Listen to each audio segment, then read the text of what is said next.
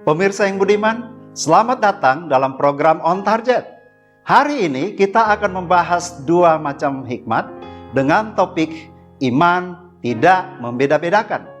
Pemirsa yang budiman, hidup kita di dunia ini bisa diumpamakan dengan perjalanan wisata. Dan tujuan wisata kita sekarang ini adalah Indonesia.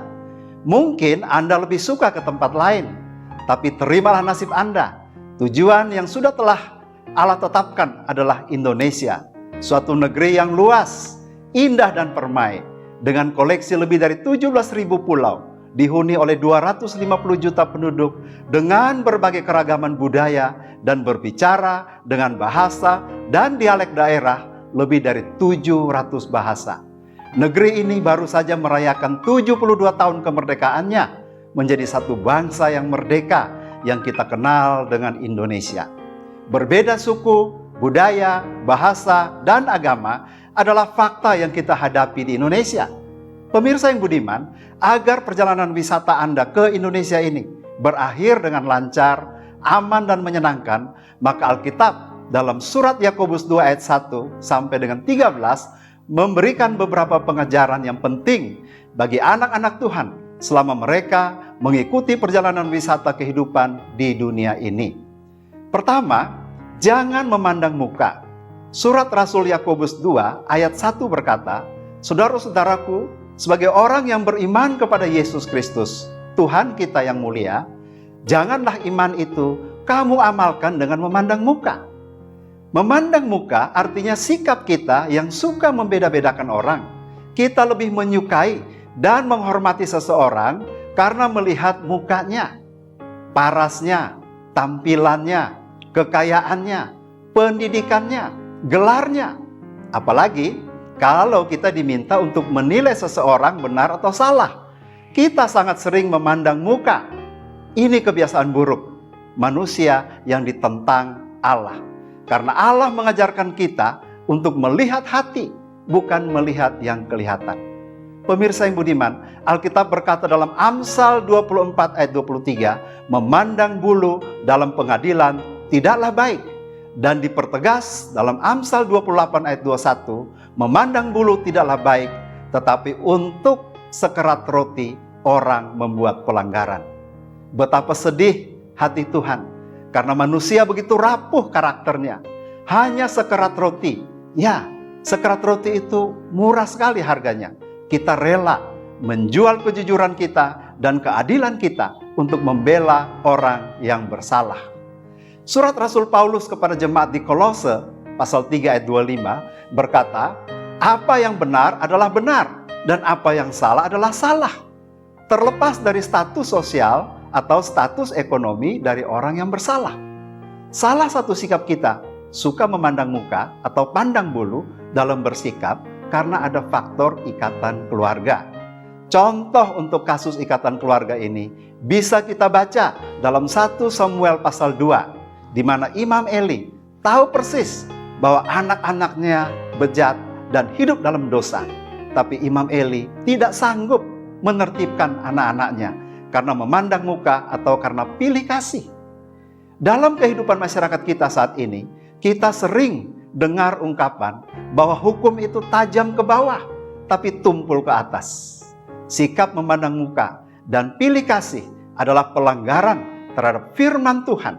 Surat Yakobus 2 ayat 9 berkata, tetapi jika kamu memandang muka, kamu berbuat dosa, dan oleh hukum itu menjadi nyata bahwa kamu melakukan pelanggaran. Pemirsa yang budiman, selanjutnya agar perjalanan wisata kehidupan kita ini berjalan dengan lancar dan aman, maka hal yang kedua yang kita harus perhatikan adalah jangan memandang miskin dan kaya.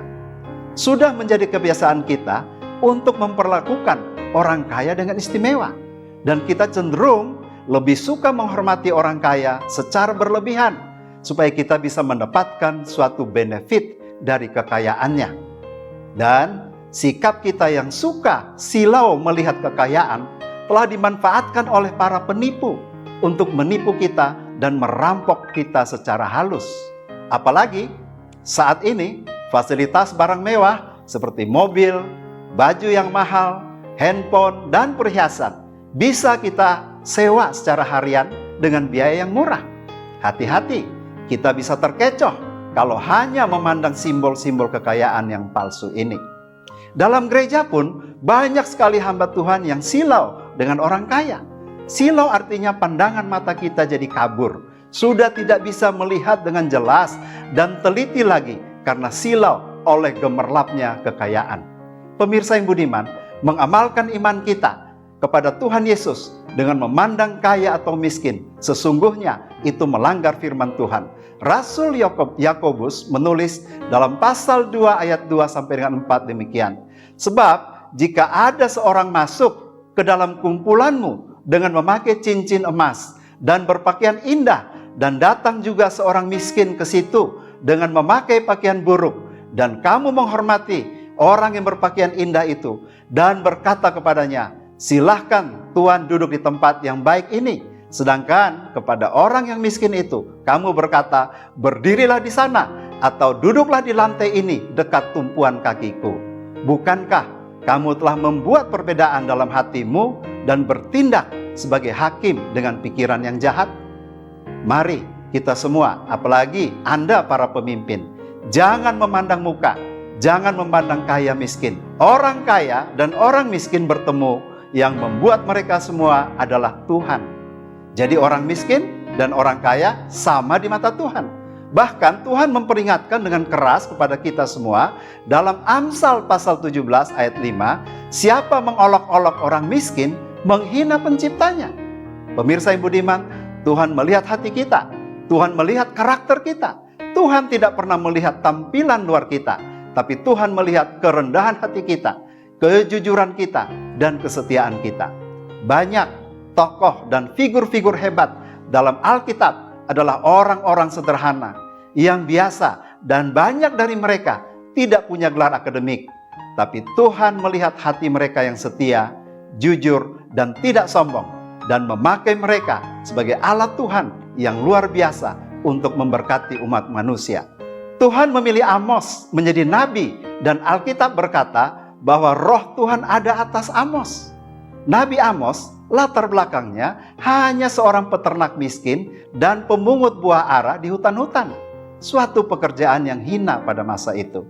Demikian juga dengan Saulus. Dia seorang yang kejam dan suka menganiaya jemaat Tuhan. Dia seorang penjahat, tapi Tuhan melihat hati Saulus yang setia dan gigih. Saulus dipilih menjadi Paulus dan dipakai Tuhan sebagai salah satu rasul besar dalam perjanjian baru. William Carey, misionaris terkenal yang banyak mentobatkan bangsa India dan menerjemahkan Alkitab dalam beberapa bahasa suku di India, dulunya latar belakangnya hanya seorang tukang reparasi sepatu. Tuhan melihat hatinya dan memakai William Carey sebagai salah satu misionaris besar di zaman modern ini. Pemirsa yang budiman, mari dengan rendah hati kita meminta kasih karunia Tuhan untuk dimampukan mengikuti semua petunjuk dan hukum Tuhan, supaya perjalanan wisata kita di Indonesia yang penuh dengan segala perbedaan dan keragaman budaya, suku, bangsa, dan bahasa bisa berhasil dengan baik. Tuhan telah membiayai perjalanan wisata kita. Nikmatilah dengan keikhlasan, dan ingat, amalkan imanmu dengan tidak memandang muka, tidak memandang kaya dan miskin, supaya perjalanan hidup kita berkenan bagi Tuhan. Dan pada saat kita kembali ke rumah Bapa di surga, pintu kemuliaan surga terbuka bagi kita dengan penuh sukacita. Demikianlah pembahasan kita hari ini. Sampai bertemu pada program On Target berikutnya. Shalom.